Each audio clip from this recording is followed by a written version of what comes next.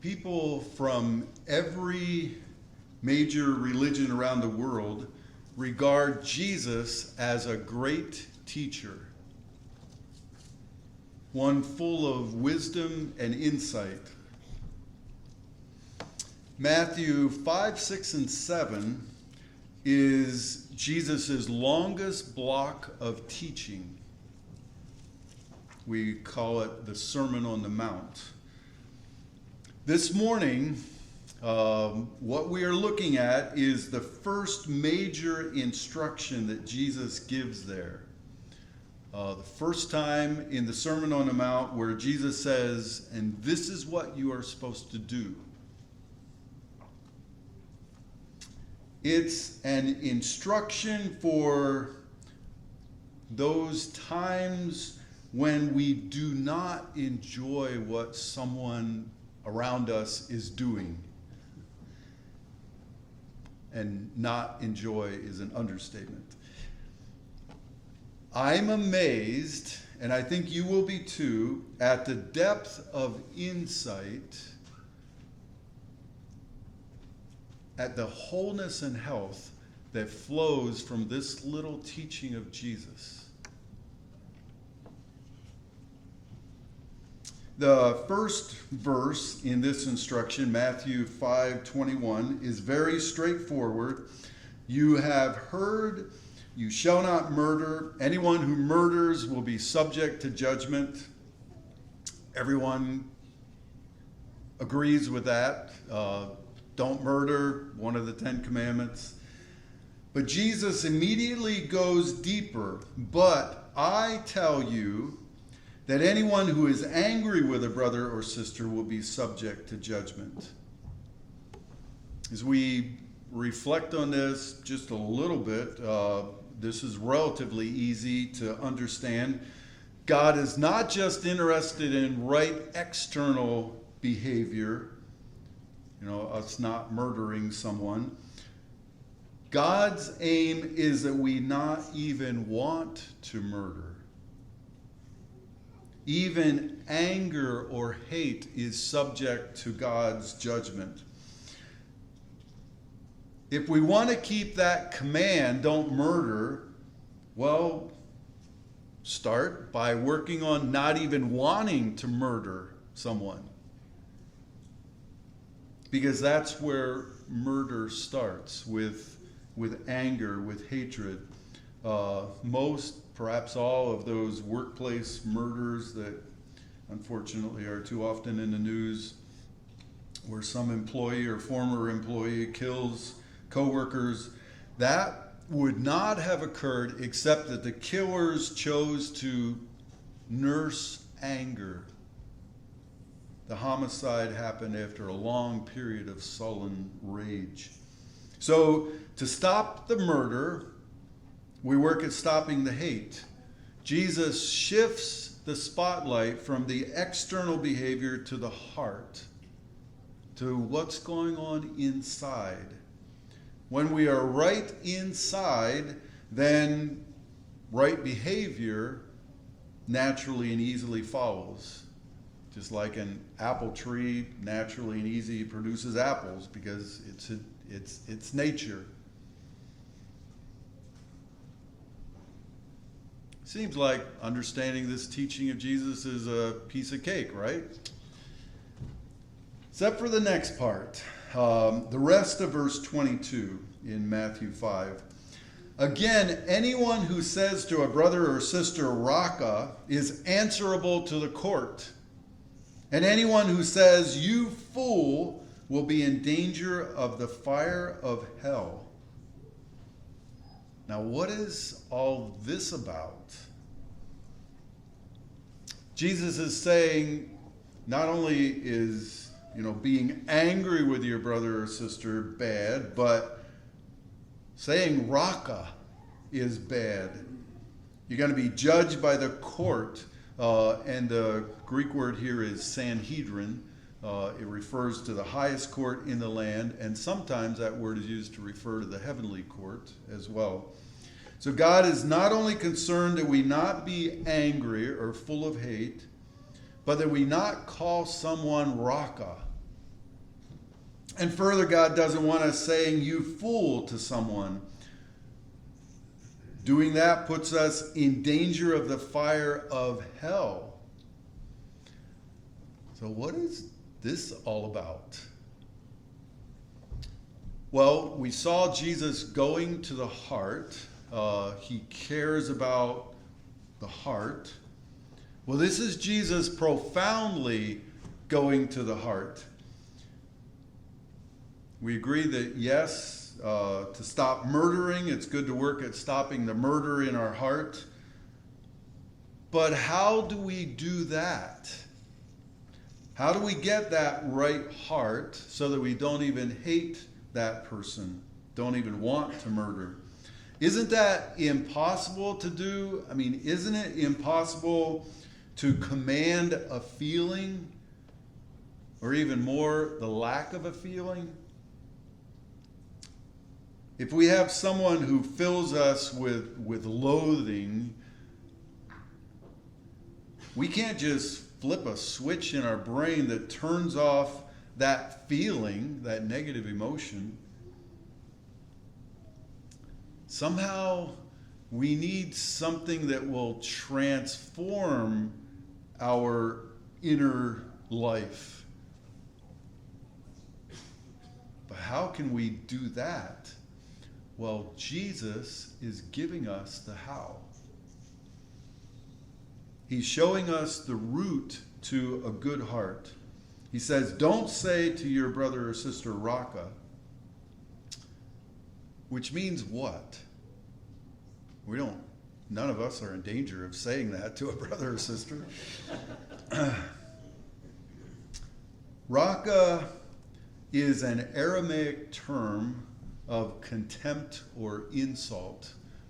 Aramaic was the language that was spoken in everyday life in Palestine. If you were talking to the Roman soldiers, you might have spoke Latin or Greek. Greek was sort of the lingua franca. If you were in the temple, you probably spoke Hebrew. But in your homes, you spoke Aramaic. The very sound of the word Raka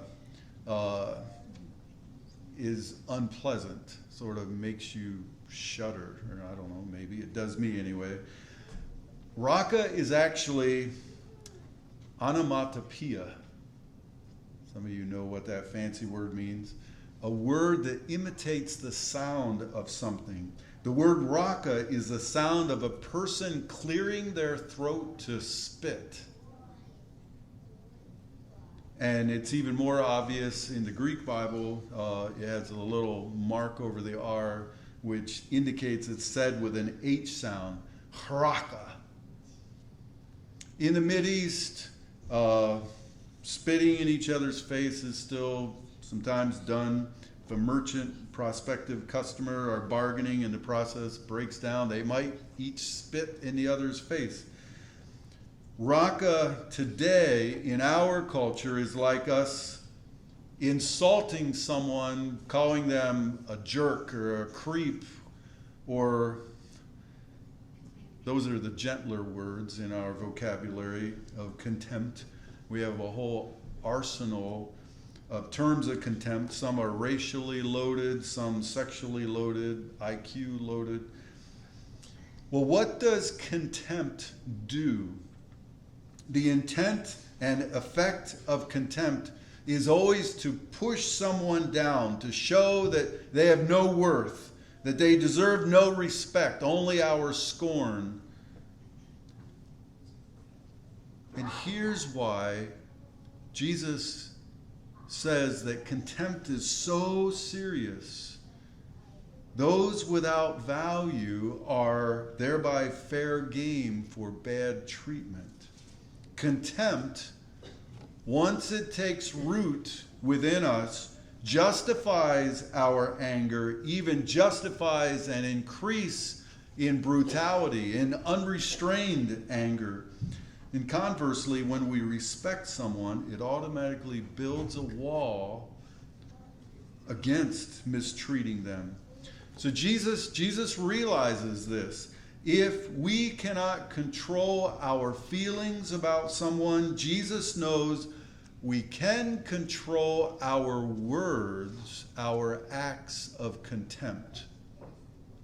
We do have some say-so over whether we say a word or not.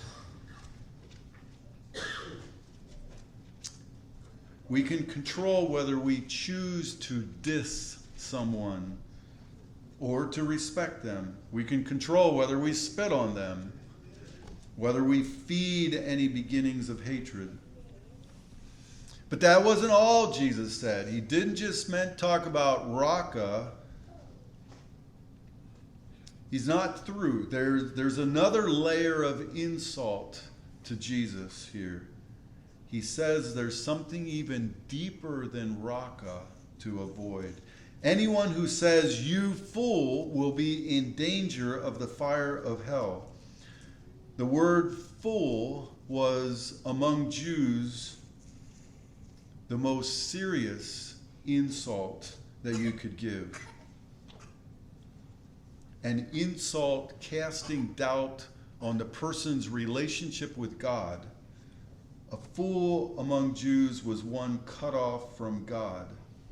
To us, a fool means someone careless or without good sense. But for Jews, it meant someone who was so careless, so foolish, that they cut themselves off from God. God no longer values them. They had not only lost good sense, but in that they had lost God.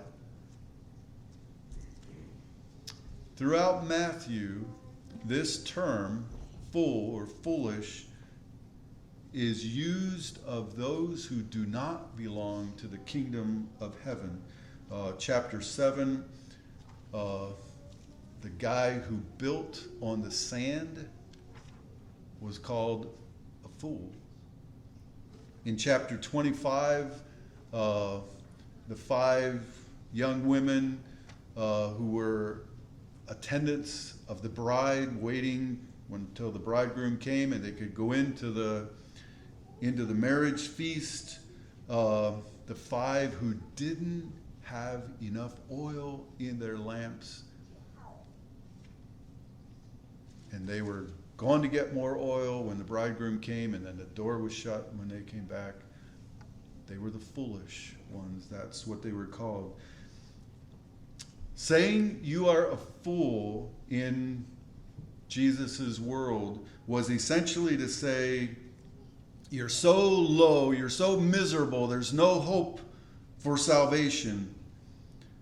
And Jesus is saying, never do that. Never name someone as eternally worthless and without hope, because that is a root of disdain and deep contempt, which in turn fuels the anger, which then can fuel murder.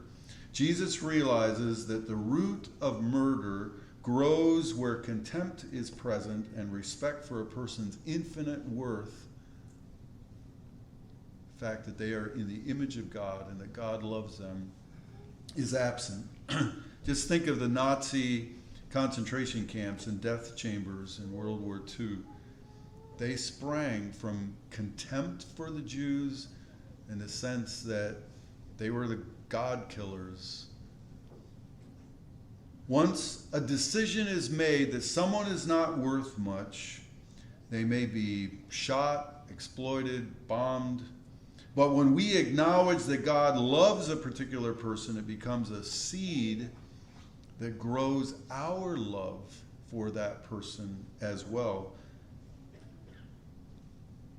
God cares about murder, and so Jesus said God cares about anger and hatred, and about words of contempt and words that take away someone's eternal worth. Jesus, showing his genius, went behind the act of murder to the attitudes motivating it and said, those we must guard against. Now, I want to make sure that you're aware of something. Jesus is not giving a new law saying, call someone a fool and you're going to go to hell. because those parables that I mentioned, Jesus was calling someone a fool. I mean, Jesus is rather sowing a seed for our moral imagination.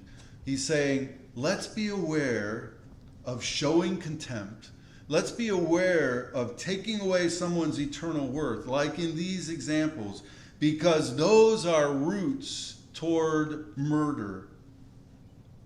So don't think, if I just avoid those words, I'm doing fine. No. Jesus is saying, avoid those attitudes that these words reveal within us.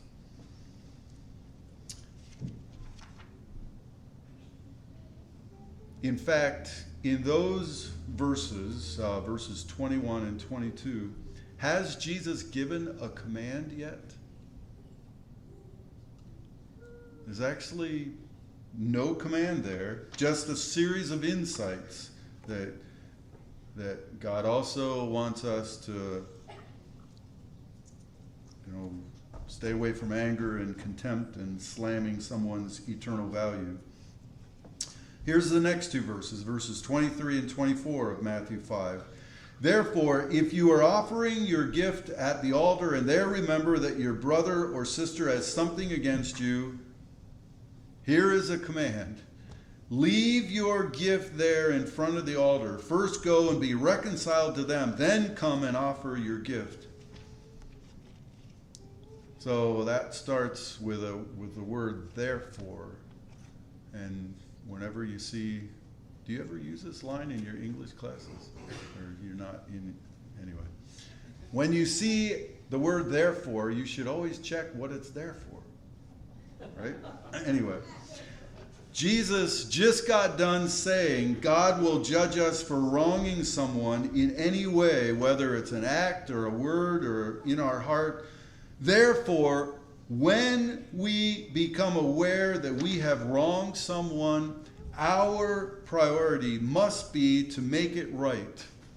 And notice how high this priority is. The picture here is of us standing before the altar in the temple, offering a sacrifice to God, and we suddenly remember that we have done something wrong against someone. Perhaps we're there in the temple making a sin offering. That offering involved laying your hands on the animal's head while you confessed your sin, symbolizing that your sin was being transferred to that animal, and then the animal was killed, portions of it burned on the altar, saying, this sin is so serious, the penalty is death, but God has provided this animal sacrifice.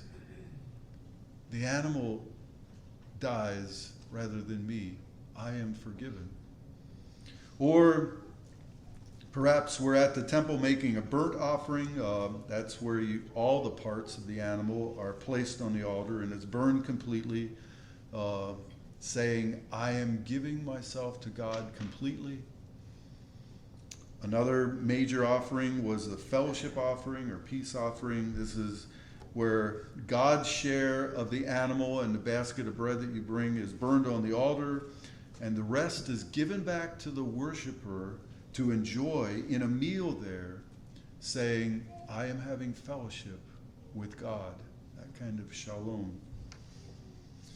And those moments there at the temple were some of the holiest moments in the life of the faithful worshiper of God.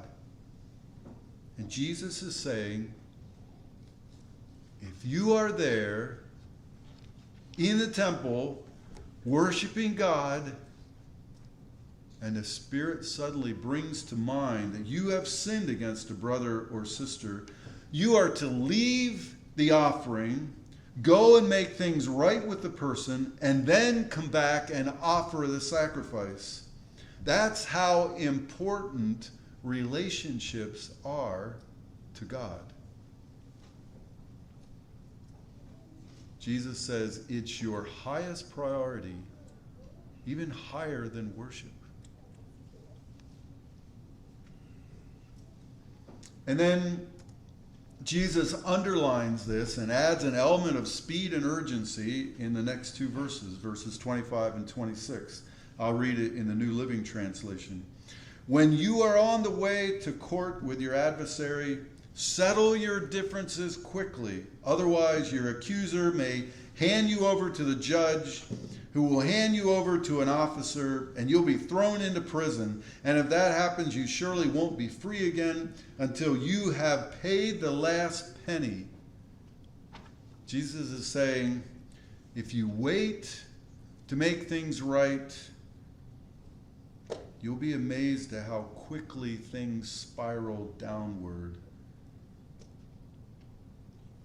Start hissing and yelling and snarling at each other, going from bad to worse. I don't know if you like that picture or not, but Google gave it to me when I asked for images of arguments. I think there are 3 siblings. That's my guess. Anyway,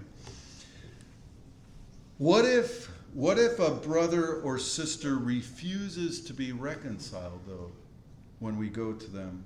Does that mean that I can't ever worship again? That I can't ever go back and finish those offerings? No, again, this is not a new law.